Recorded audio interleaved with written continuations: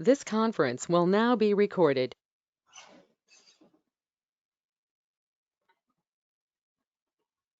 Wait till 3 o'clock.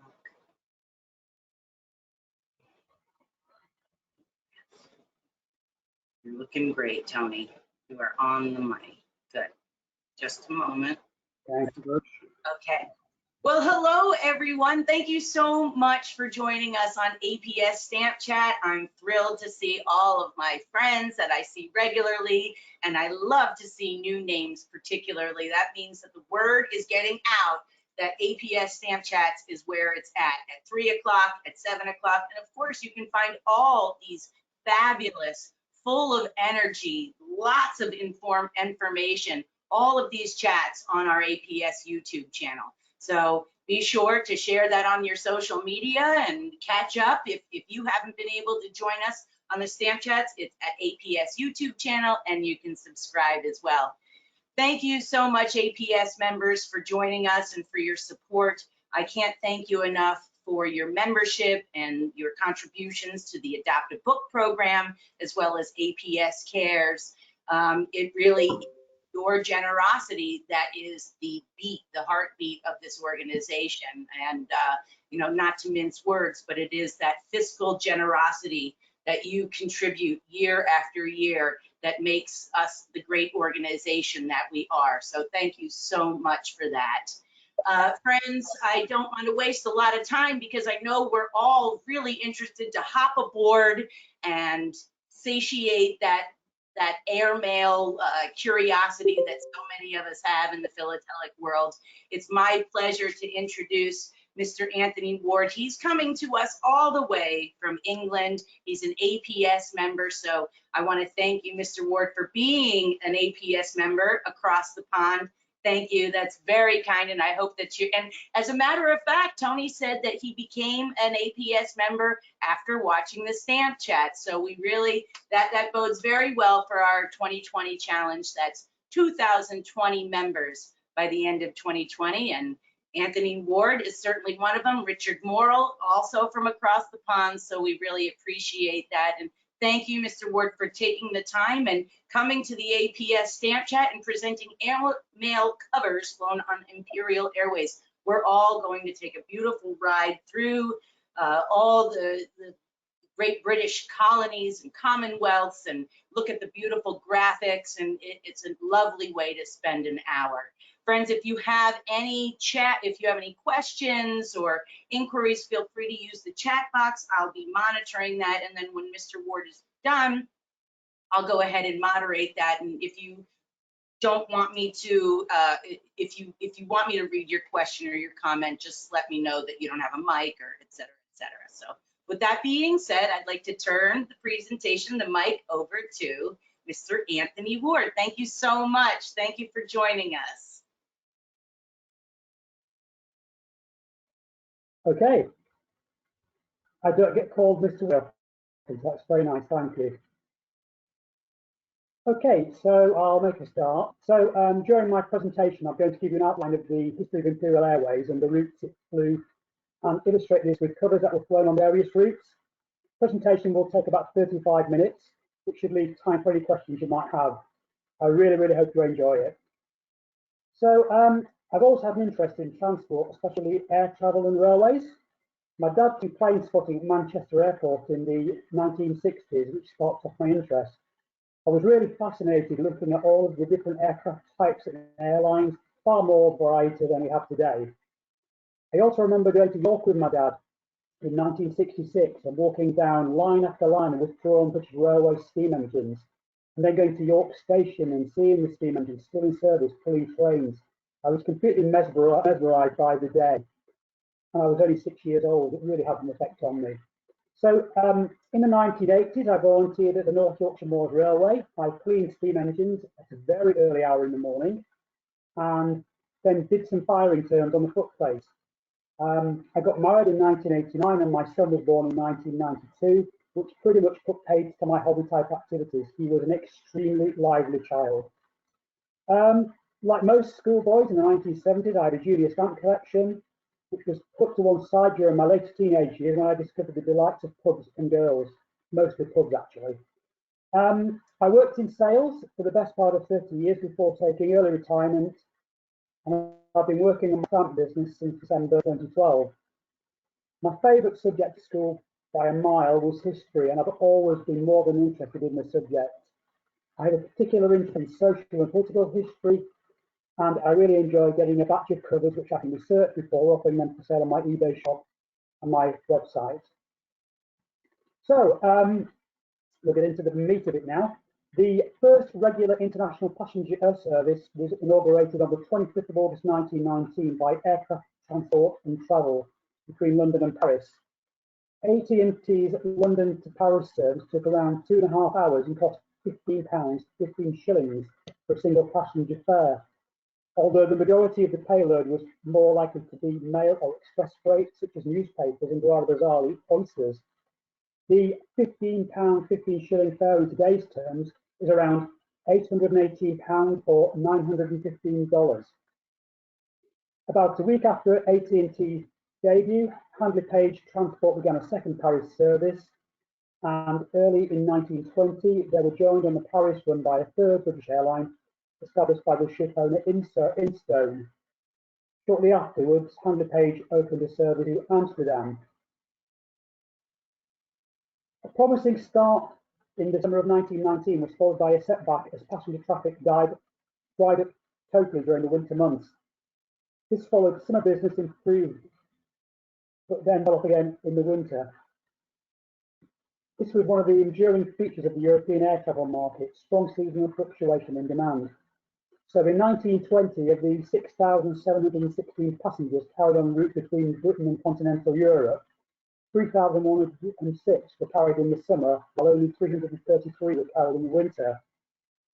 Except for the summer months, there simply was not enough passengers to go around. And beginning with AT&T in December 1920, the British operators folded one after the other, until for a brief while in the spring of 1921 there was not a single commercial airline in the country. With Britain's airlines financially grounded, it was acknowledged that the government needed to act. So between March 1921 and October 1922, the British government provided subsidies to keep airlines afloat. The result was that 4 airlines, Handley Page, Instone, the Daimler Hire Company, and British Maritime Air Navigation, flew routes to Paris, Guernsey, Cherbourg, Le Havre, and Amsterdam, with onward flights to Hamburg and Berlin. Despite this progress, the airline did not come even close to making a profit. The summer boom was inevitably followed by a winter slump and the collapse of revenues. Their aircraft were uneconomical and their costs were very high, and they rarely took to the air with their aircraft even half full. Their operations were also not sufficiently dependable nor efficient enough to mount any kind of challenge to the railways of the time. The fares were high and their regularity was poor, either because of adverse weather or chronically unreliable engines. So the first tour I'd like to show you was flown between London and Paris in 1920. It was cancelled with a Threadneedle Street single circle cancellation dated 2nd of March 1920, and it was stamped with 2 red Airmail Express hand stamps. The 2 shilling and 6pence air fee the cover carries was reduced to 2 shillings on the same day as the cancellation, so a bit unlucky for the person who bought this one, and further reduced to 6pence on the 5th of July 1920. In 1923, with no prospect of unsustained air travel in sight, the government appointed a committee under the chairmanship of Sir Herbert Hambling to look into the future of British civil aviation. He was the finance member of the Ministry of Munitions during the First World War. Knighted in 1917, he was also deputy chairman of Barclays Bank. He held the office of High Sheriff of Suffolk in 1924 and was a director of Imperial Airways between 1924 and 1930.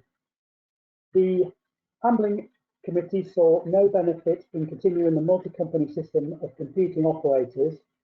The committee recommended that the 4 existing British airlines be merged to form a single company. Short-term financial support was to be replaced with a government subsidy spread over 10 years. The committee also stipulated that the new airline should be a commercial organisation run entirely on business lines.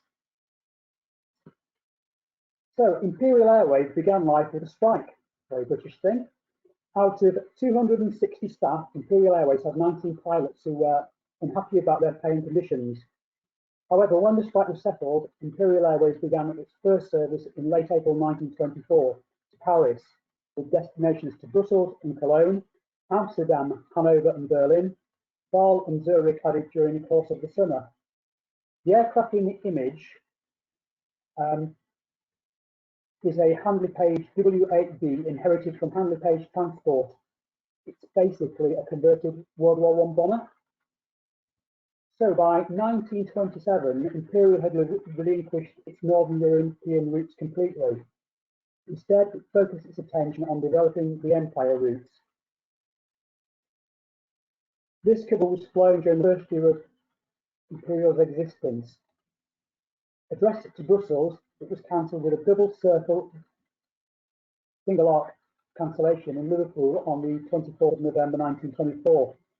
It also carries the blue and black Airmail etiquette as laid down in General Post Office regulations. The Airmail label was designed to make it easier for postal workers to select the item during sorting. The postage is correct, penny halfpenny for the letter rate and an air fee of twopence. An excerpt from the General Post Office Airmail rate published in 1924 confirms that these rates were correct. The London-Brussels route was first flown by Imperial on the 1st of May 1924. The first step in creating the Empire routes was the link between Cairo and Baghdad. The Royal Air Force, which is responsible for keeping the peace in Iraq in the 1920s, already operated the route to carry mail and supplies between the two cities. Imperial took over the route on the 7th of January 1927, and according to their summer 1927 timetable, the route was flown by 5 de Havilland 66 Hercules aircraft named City of Cairo, City of Delhi, City of Baghdad, City of Jerusalem, and City of Tehran. The timetable also provides a table of fares for destinations between Cairo and Baghdad. The £41 fare from Cairo to Baghdad would have cost an equivalent of £2,590 or $3,166 in 2020 terms. The aircraft in the images on the right, the first one is a Royal Air Force Vickers Vernon Mark III of 70 Squadron flying over Baghdad and the River Tigris, and the lower image is of the Havilland 66 Hercules. In fact, this is City of Jerusalem that flew on the route.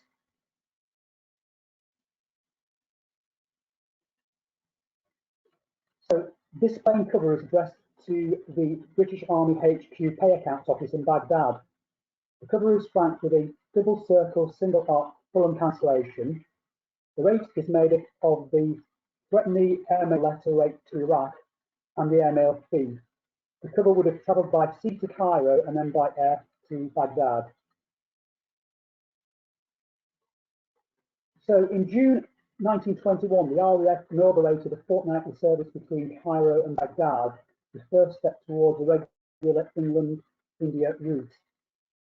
It carried official mail and senior civil servants became known as the Desert Airmail Service. Before the first Cairo-Baghdad flight, the RAF had to solve the navigational problem presented by some 470 miles of desert between the refueling stations south of Amman, Jordan, and Ramada, 80 miles to the north of Baghdad. It was suggested that a ploughed furrow 2 meters wide could serve as a line of sight navigation aid. The route was initially marked with chain harrows, and in 1922, teams on Fords and tractors pulling weighted ploughs and escorted by armoured cars set out eastward from Amman and westward from Baghdad, aiming to meet halfway. They ploughed a total of some 310 miles, and the remainder of the route, which lay over scattered black basalt rock, they marked in white paint. The task took 8 weeks. Every 25 miles or so, the flying crews also constructed emergency landing fields, each prominently numbered for identification from the air and marked with arrows indicating direction of approach. Fuel was available at 2 of them, protected from thieves and attack by heavy bronze domes. Had the desert been similar to the many parts of the Sahara, what came to be called the furrow would have disappeared within weeks, filled in by drifting sand. But much of This terrain is what is today Jordan and western Iraq, was cast up by volcanic action and tends to be hard, often stony ground with patches of sand and hardened mud. As a result, pilots referred to flying FTF on this route follow the Furrow. Wing Commander Roderick Hill flew the route from 1924 to 1926. In his 1929 memoir of flying the route, he wrote, "If you landed for the night in a bed that you could sleep in the aircraft, or I prepared to sleep outside under the wings. If it came to pour with rain, you had a little house to go into. If a swarm of locusts bore down on you or camouflage started to pester you, the thing was to get inside and shut all the windows.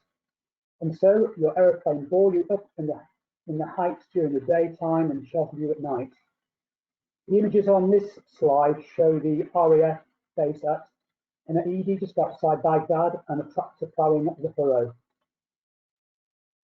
So having reached Basra in southern Iraq, Imperial's next task was to traverse the stretch of territory towards Karachi, establishing a line of refueling stations and acquiring the necessary rights through Persia. The Basra-Karachi link was planned to open in 1927. However, the Persian government, apparently under pressure from the German Junkers Company, reneged on the agreement to allow the British use of the Gulf postal route, and this delayed a free service until 1929. The next step was to connect Karachi with the Indian capital, Delhi, but now new nationalist obstacles presented themselves as the Indian government demanded that the route be run by an Indian airline. For a year, the Indian State Air Service flew the service using chartered Imperial Airways Hambling Hercules aircraft, but this was closed and no through British service across India was operated again until the summer of 1933, when Indian Transcontinental Airlines, formed with 51% Imperial Airways ownership, began flying the route between Karachi, Delhi and Calcutta. The route was extended to Rangoon in October 33 and Singapore in December 1933. The first cover here is addressed to Karachi with a Dorking double surface single arc cancellation dated 28th of March 1929 with a rate of 7.5 pence, which is correct for the route. The second cover addressed to Asansol in West Bengal and then redirected to England, there's 3 Anna 3 Pi in Indian King George V definitives, cancelled Calcutta, Geo, 10th of July 1933. The first scheduled flight from Hong Kong to London was quite a marathon, including no fewer than 5 changes of aircraft and a 950-mile railway trip. Initially, passengers were infrequent, and their comings and goings were reported in the press, which listed each arrival and departure time, the weight of mail and freight, and the passengers' names and destinations. The carriage of mail was the primary criteria for these subsidised flights, and only if space were available, passengers carried. Mail loads grew rapidly, and their timeliness became a major feature of business life, where surface mails had previously taken weeks and months to reach a destination. On the first flight, Dorado flew from Hong Kong to Penang. The Penang to Karachi leg was undertaken by Arthusa. Hadrian operated the service through to Alexandria. Satyrus flew the mail from Alexandria to Brindisi in Italy. And finally, Hercules flew the final leg from Paris to Croydon. It's worth pointing out that the route terminated at Brindisi, where the passengers and mail had to take trains because of issues with Italians allowing overflying of their airspace. So the route had a 950-mile railway journey from Brindisi to Paris built into it. The fare in 1936 was £160, which equates to £11,832 or $14,446 today. This is a really nice cover. There's a purple first flight cachet that was applied to all items of the mail on the flight. The cover is flanked with Hong Kong Airmail double surface cancellation and is dated 26th of March, which was the day before the first flight, and is correctly flanked at 50 cents, which £1/2 rate to England, and 20 for the registration fee. The other branch of Imperial Airways Empire network extended from its Cairo hub across Eastern Africa to Cape Town, and as with the Asian route, it faced problems not only with hazardous conditions but also political obstacles born out of nationalist protectionism. The route had been developed in the mid-1920s by the RAF and also by Alan Cobham. The colonial governments of Kenya, Uganda, Tanganyika and Northern Rhodesia built the necessary airstrip with some help from the British taxpayer, and in 1932 the regular Airmail passenger service was begun. However, the operational difficulties pilots encountered were considerable. As W.F. Willis, the official charged with finding suitable landing grounds in southern Sudan in the 1920s, remarked, "Climatic and atmospheric conditions in equatorial Africa are most unfavourable for flying. Sandstorms travelling at a terrific speed, dense than the thickest London fog, and changing the whole face of the ground occur frequently. Electric storms are particularly violent, and terrific bumps are encountered owing to the high hills, extreme heat, and sudden changes of temperature between the night and day." The imagery that Imperial Airways employed to publicise their services was, in my opinion, breathtaking, as is beautifully illustrated by the Africa Safari travel poster shown here.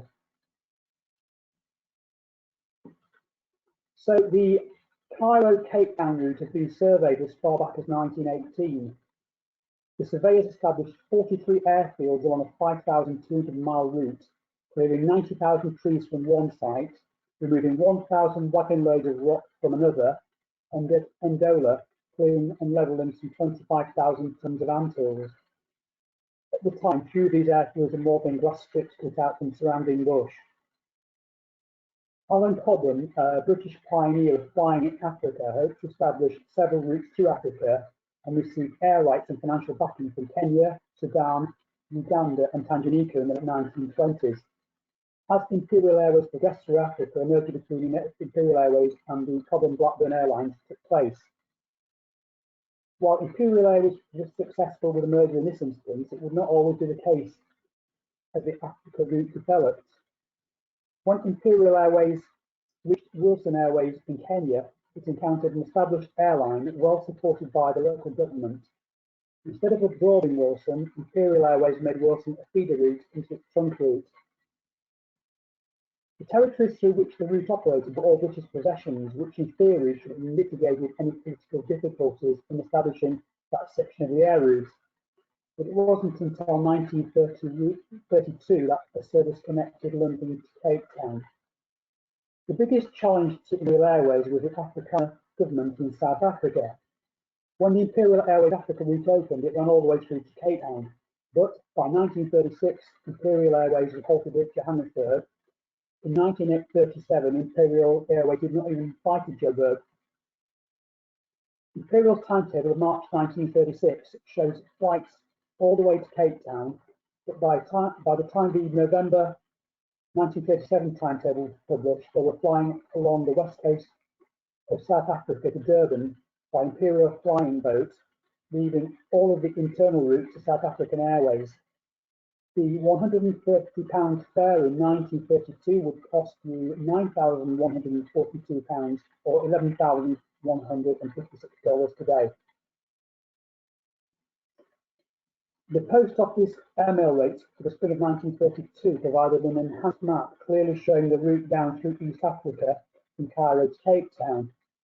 It contains fascinating information, including latest times for post and letters. Letters needed to be in the airmail letterbox outside the General Post Office by 11 AM on Wednesdays, which has usually changed to 4 PM on Wednesdays until the 25th of May. The airmail rate to South Africa in 1932 was 1 shilling for the first half ounce and a shilling for each additional ounce. This cover is interesting for a number of reasons. Firstly, it is addressed to Major Herbert George Brackley. Major Brackley was a decorated World War I pilot being awarded the Distinguished Service Order, Distinguished Flying Cross, and Croix de Guerre. On one raid, he returned with 40 holes in his aircraft. He joined Imperial Airways in 1924 and was responsible for training and route development. He would have been responsible for planning Imperial Airways routes to South Africa. He rejoined the Royal Air Force in World War II, rising to the rank of Commodore. So the cover was flanked in Sevenoaks in Kent on the 10th of January 1932 with a double circle cancellation, and ostensibly the cover appeared carrying correct postage of 1 shilling. However, the South African Postal Service deemed the letter to be overweight and stamped the front with a 2 shilling mark. The reverse of the cover has 12 2p per pay stamps, making up the tax of 2 shillings. Rather interestingly, the first flight was interrupted twice when it was forced to make a forced landing at Shuwana in northern Rhodesia, having had to overshoot and Pika in bad weather, and again at Broken Hill, some 330 miles south of Pika, when the plane was taken out of service to search for the first northbound flight from Cape Town, which had crashed at Salisbury. The push to get through to Rangoon and Singapore and ultimately Australia was stimulated by the Dutch national carrier KLM, who had established regular flights to Batavia in 1930 using RAF facilities in India while trialling the route and were pushing plywood to Australia. Alan Cobham had surveyed the route to Rangoon in 1923, and the extended route between Delhi and Rangoon opened on the 23rd of September 1933, a little less than 9 years of Cobham's original survey flight, and reached Singapore on 9th of December in the same year. The post office rates published in 1954, with a route map extending down to Singapore. Mail needed to be posted in the Airmail letterbox at the General Post Office in London no later than 11:45 AM on Wednesdays. The letter rate to Singapore was 11 pence for the first bounce and 11 pence for each additional half ounce. This cover flown on the first flight was flanked with a London Foreign Service Airmail double circle single lot cancellation dated 9th of December 1933, and the cover number is 1005. Refusal by the Australian government to allow a foreign company, in this case the carrier KLM, to run the Australia-Singapore route led to the creation of Qantas Imperial Airways, a British-Australian partnership in 1934. At the time, the route between Brisbane and London was inaugurated. It was the longest air route in the world, a marathon 12-day experience for passengers covering nearly 13,000 miles. The Imperial Airways timetable, published in March 1955, the price for a single fare between London and Brisbane as £190, in 2020 equivalent to £13,915 or $17,049. The post office rates published in January 1935 portray the completed route between London and Brisbane, passing through Alexandria, Baghdad, Delhi, Calcutta, Rangoon and Darwin. The airmail rate to Australia in 1935 was 1 shilling and 3 pence for each half ounce. This cover was carried on the first flight and is correctly rated at 1 shilling and 3 pence. It was flanked with a single circle London Airmail cancellation, and the cover is an official Imperial Airways Qantas kangaroo cover. The public rate to New Zealand is also 1 shilling and 3 pence per half ounce. This cover was carried on Imperial Airways and Qantas, carrying the correct postage. The cover is flanked with a Market Harbour machine cancellation dated 30th November 1934. The cover is unusual in that it is an uncommon non-philatelic cover. It was held over for carriage on the first flight of the London-Singapore extension service. Now we're getting closer to home for you guys on the other side of the pond. So the New York to Bermuda service began on the 16th of June and was flown from Bermuda by the Empire flying boat Cavalier. Imperial Airways could only spare one aircraft for the route. Cavalier was not flown out to Bermuda, instead being dismantled and sent over by sea inside 21 crates.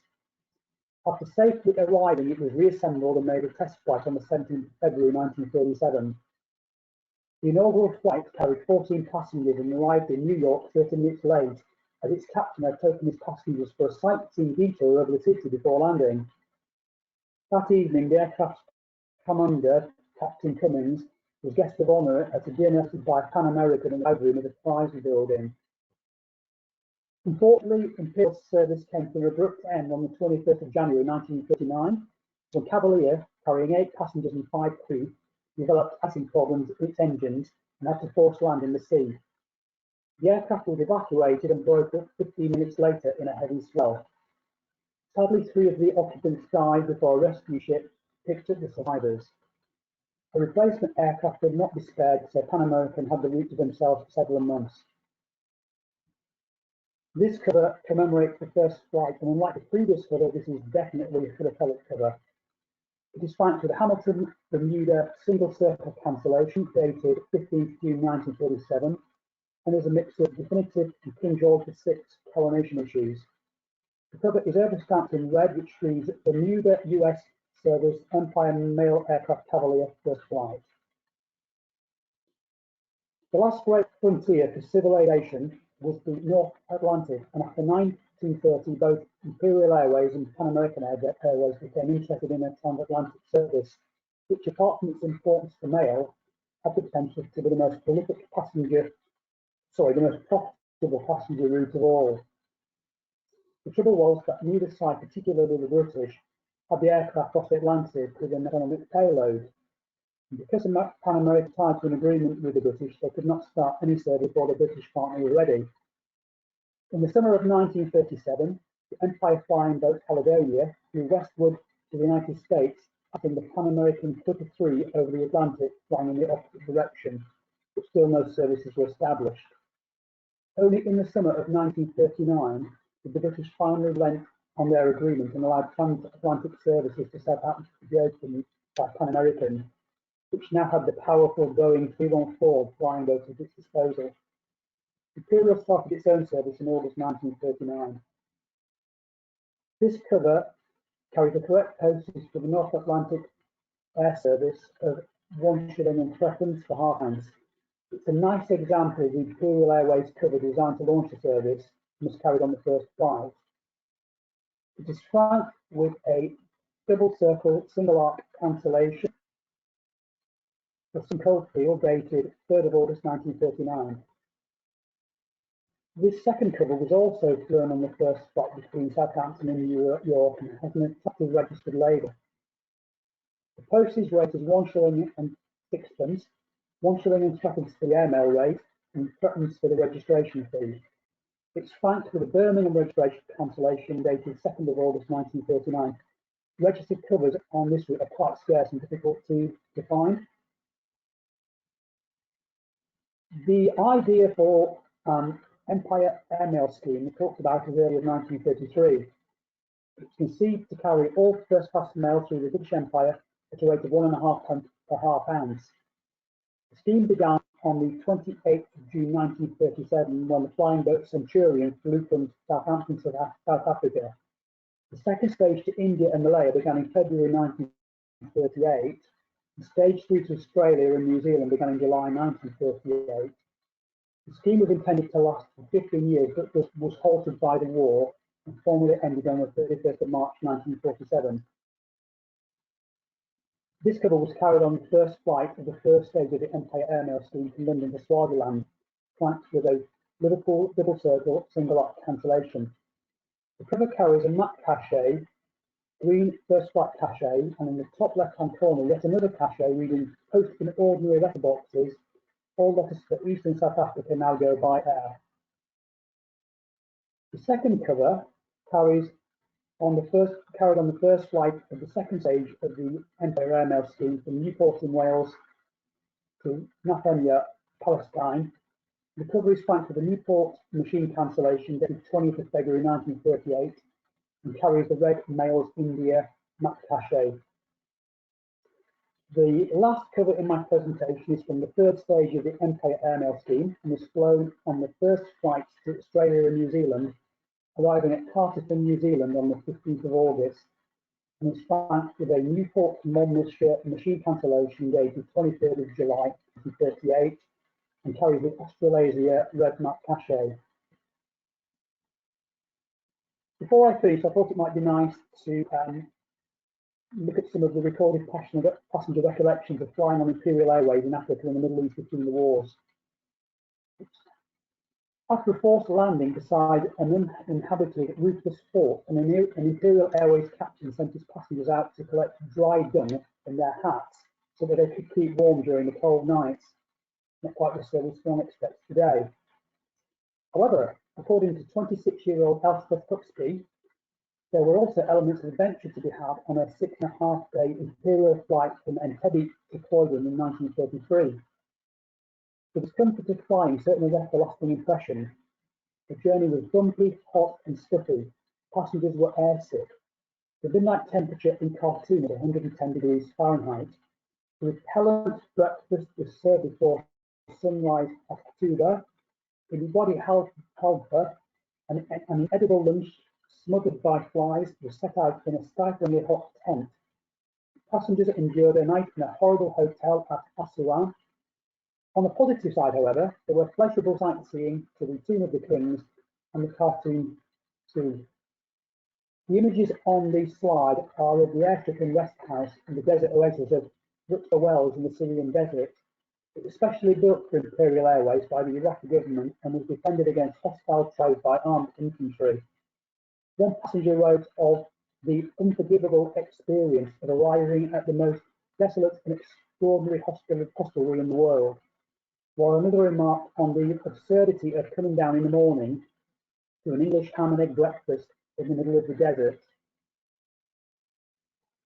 I really hope you've enjoyed my presentation and found it to be of interest. In my view, stamp collecting, philatelic, whatever else you wish to call this wonderful pastime, takes you to amazing places.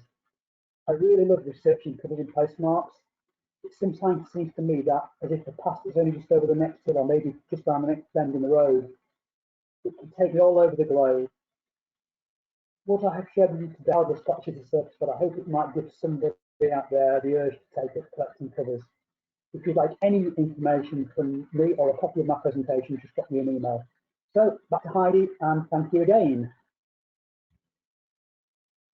That was marvelous, Tony. Thank you. Everybody take a moment if you'd like to screenshot Tony's contact information, and he is an IPDA dealer.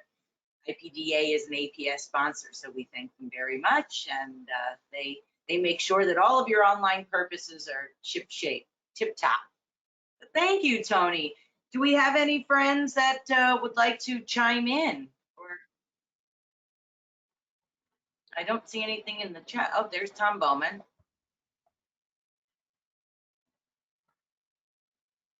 Go ahead. I don't see anybody, but it was very interesting. Thank you. Yeah, Anthony, if you'll stop sharing your screen, I'll go ahead and put up the APRL references that Scott Tiffany put together for us. Okay, thanks.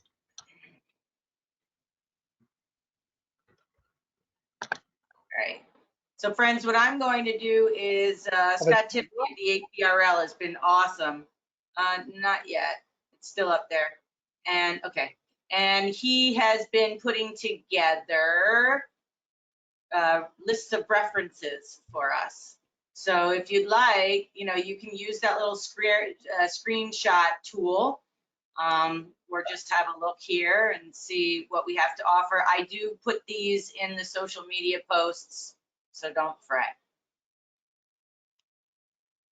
So what got you into Airmail, Tony, if I might ask? I love stamp stories.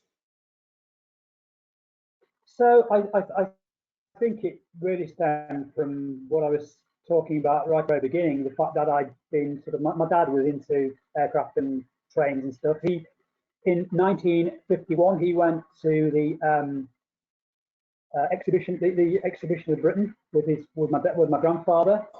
They were from East Yorkshire, and it was a long way to London. And in 1951, he really travelled very far in the UK. Every night, my grandfather would go to the pub a beer, and my dad, who I think was 14 or 15 years old at the time, would go around all of the various major railway stations in London, looking at the numbers of trains that he wouldn't see in the normal course of things. So it kind of followed on that I kind of, following in his footsteps, really. But I like airmail covers because stamps are really, really good. They're really great. You sometimes just get a glimpse of a cancellation, a postmark on them, whereas with the whole cover, you get the whole story. And I've got reference books, for example, British Airmails until 1934, things like this, where you can actually look up and things about the covers, where they've been, where they flew through, what they flew on. Sometimes pinpointed to the exact aircraft, and it all just fascinates me. Do we have any other airmail collectors in the bunch? Not that I can see you. No.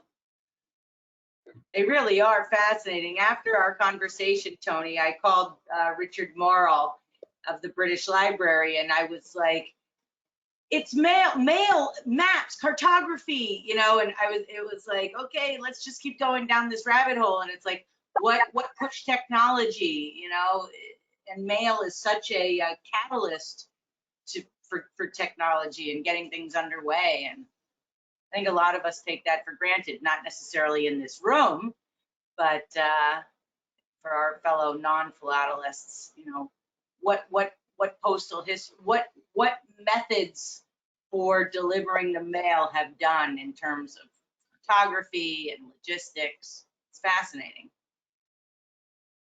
Yeah, it really is, and it's just so nostalgic as well, right back to those times. I didn't put an image in my presentation, but the post box inside the General Post Office in central London, for a few years in the 30s, was painted this really, really, really nice shade of blue, and that was for the airmail covers. And it was a really cool thing. That post box is now in the Postal Museum in London. Oh, that's great. Well, you're getting accolades in the chat box here from Jeffrey Hayward. He's of the ATA, and Michael Jones. So I think you might have satisfied everybody's appetite here for Airmail and Imperial. Yeah.